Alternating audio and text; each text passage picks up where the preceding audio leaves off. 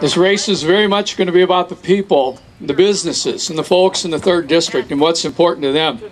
It's kind of interesting. When you stand up here, you can see a whole lot of stuff. And I saw some folks in the back there that on the side of the property with some signs, and they were screaming, and they were Obama-Biden signs.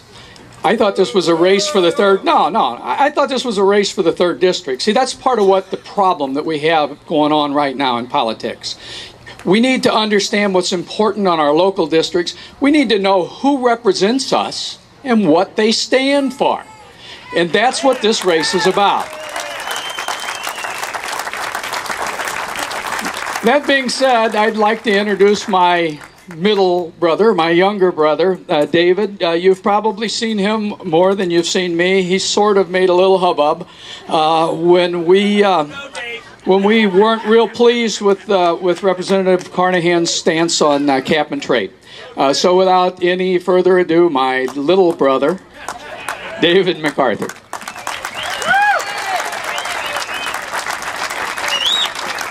Thank you. Thank you so much. From here, folks. That's why we're here. From here. I'm going to take a couple minutes to tell you how we got involved. We're mad. I was damn mad. I didn't tell him, no. He had to deliver wedding cakes, but we had a sign. He left. I used the sign. He got the phone call about the sign.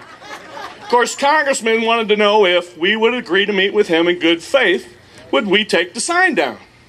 We did. He didn't meet with us. His representative did. We asked some basic questions. What's cap and trade going to cost us? Is there a maximum amount it's going to cost us?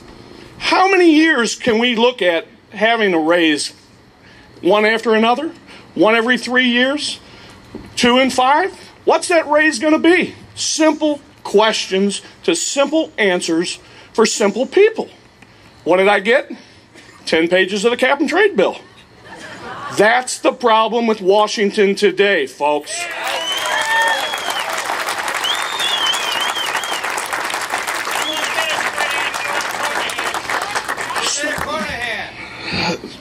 What was next?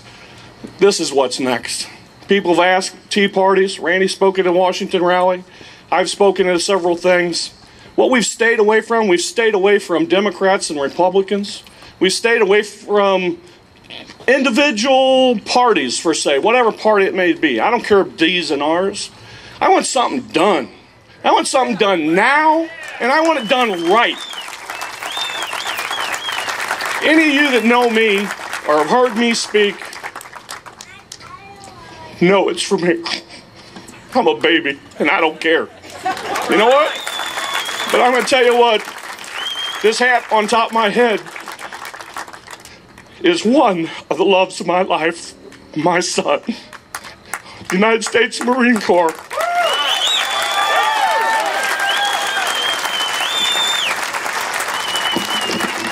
And if you guys didn't hear what happened a couple weeks ago, Glenn Boyer out in Jefferson County, when he got a letter from a lady that was upset about the Patriot Guard and ranting and raving about, they shouldn't have took up so much of her time. And then after that, if any of you listened to the Dave Glover show, there was a guy that called in today or sent Dave Glover an email and lambasted him about paying too much attention to the soldiers and the Marines and the people that are dying for this country and fighting for our cause. Dave Glover took the high road. All right. He said, I'm going to read the guy's letter. Unbeknownst to me, I had sent an email 10 minutes prior from a note from my son. I had forwarded it to Dave Glover because Dave's on my update list. There is a God, folks. Amen. And our God will take care of us, and he will lead us up the high road every time as long as we stay on it. And with that said, I'm going to read you a letter from a young Marine. I'm going to try to, but I'll make it. It may break, but I want you to hear what we're fighting for. I want you to hear what starts in the 3rd District.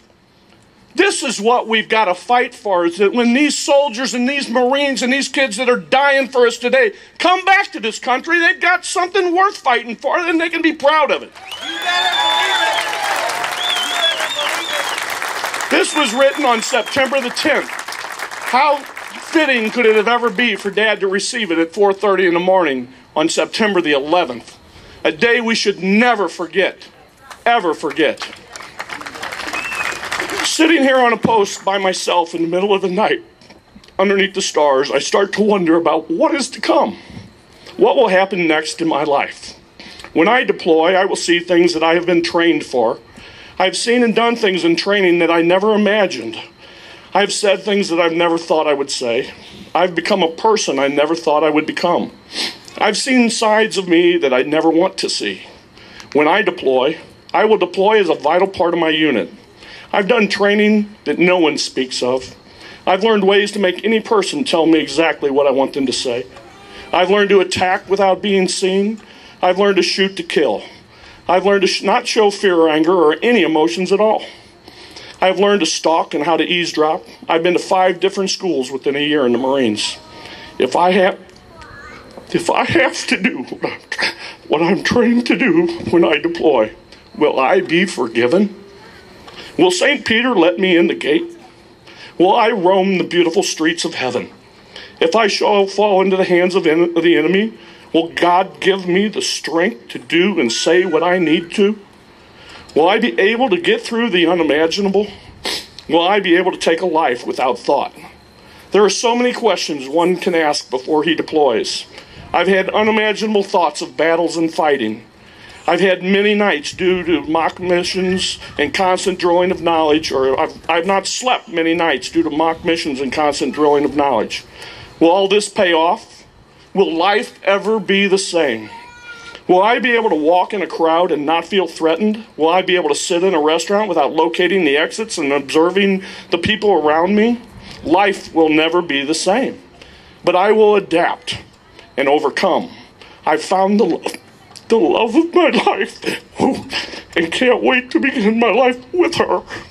I will teach my sons, our sons, what my father has taught me and what I have learned. I will grow old and live a happy life till natural death. That is my dream. But the fear of premature death overseas is always present. God is an amazing person, and he knows my answers. For now, I'll just enjoy the ride. But in all of life is an unknown and an unending adventure. That's from a young Marine, folks.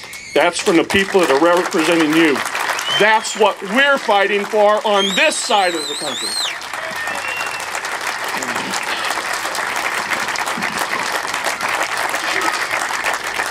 That's hard. And with that said, I've got 2 tasks left. And one of those tasks is to, in every race, one of the key things that's going to get the person there is when we got to reach into our pocket and pull out some of this, folks. This is my responsibility to Ed. I take it upon myself every time I talk about Ed to anyone. It's going to take some dollars to win this race in this district. We've got the Basher Union that threw everybody out at the last health care rally. We've got the big unions behind them. And God knows who else where the big money's coming from. See what the big money bought here, folks? See what you can do with $100? That's what this race is about. It's about you people showing up for a race like this, grassroots to the core. So I ask you, if it's $1, $5, $20, or if you got a big wallet, $200. Find one of those green envelopes, and please, let's let the rest of the country know we're standing behind Ed with our thoughts and also with our money. And this is what I'm talking about. You think you see there's a resemblance there? I think it was planned, personally. And with all that said, and thank you for tolerating my sobbiness, but boy, I tell you what, that's almost as bad as having to meet Gold Star mothers. And I could never finish this. So with that,